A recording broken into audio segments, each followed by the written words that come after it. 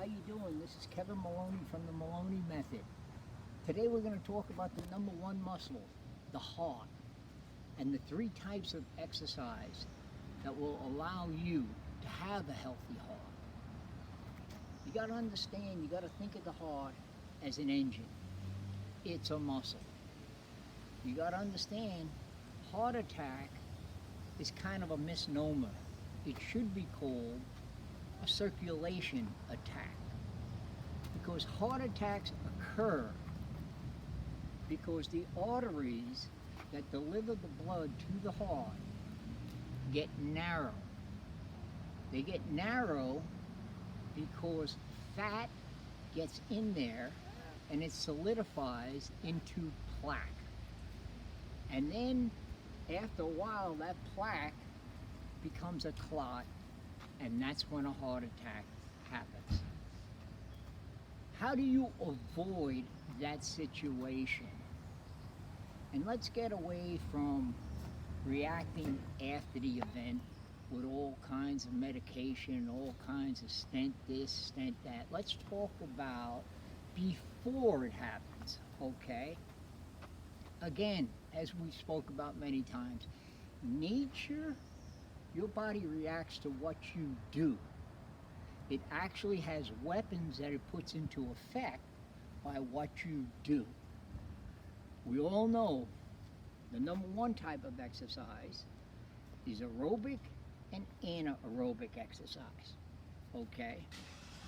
The reason these are important to avoid the situation that I just spoke about is because over time, number one, they pull the glucose out of your blood and distribute it to muscles.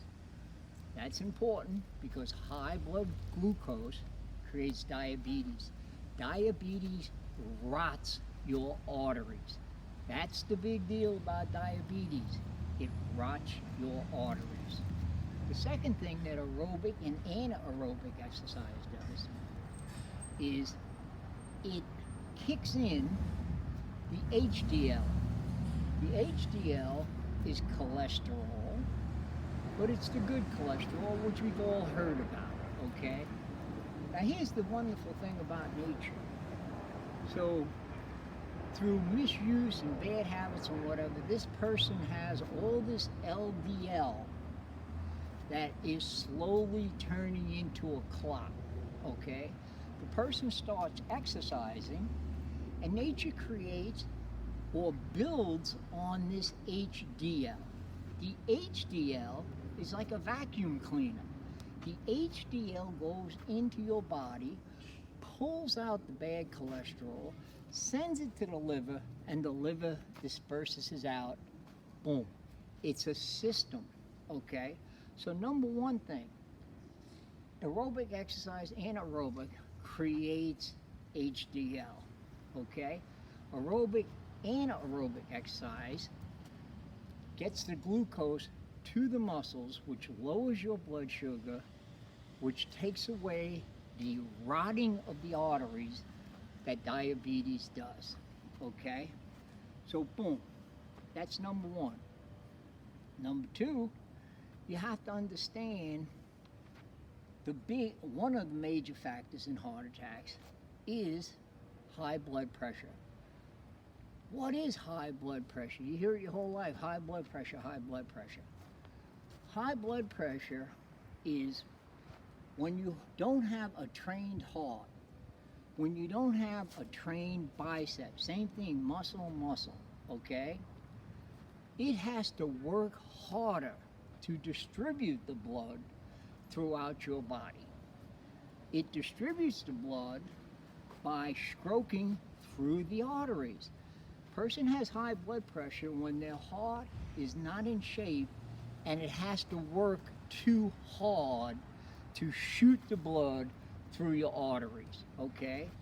Again, aerobic, anaerobic gets your heart in shape so that it is stronger and its stroke volume is greater and it's easier to get the blood through your body, okay?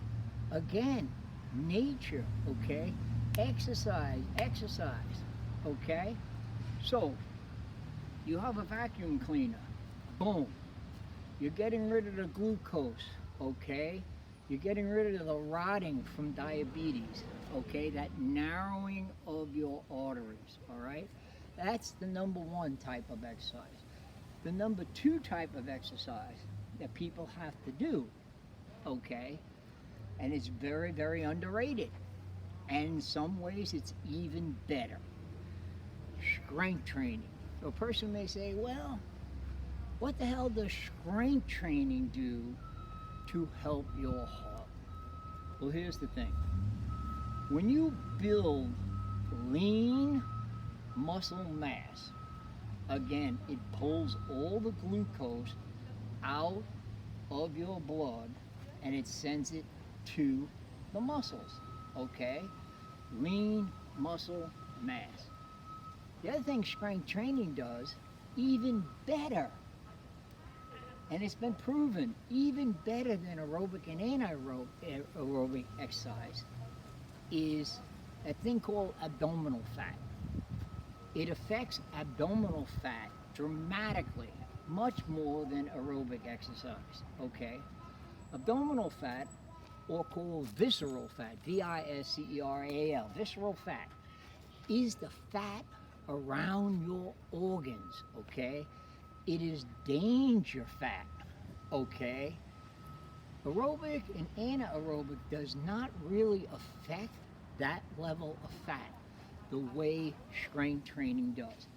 Obviously, the less fat around your organs, the better shape your heart and everything's going to be in. So you got to do aerobic, you got to do anaerobic, you got to do strength training, okay? Third type of major exercise that you have to do is something that you may again say, oh, how's this got to do with health? Yoga. The reason you have to do yoga or extreme stretching, okay, is if you do those other two things and you do them consistently, you have to avoid getting injured, okay? Because if you get injured, you're not going to run and you're not going to lift, okay? You have, because sometimes it looks at, you look at a pretty picture and you say, oh, yoga, okay, where's the glass of wine? Where's boom, boom, boom? You don't understand that there is some serious stuff going on in all those stretches. Not only that, there are stretches that literally you can stretch your heart.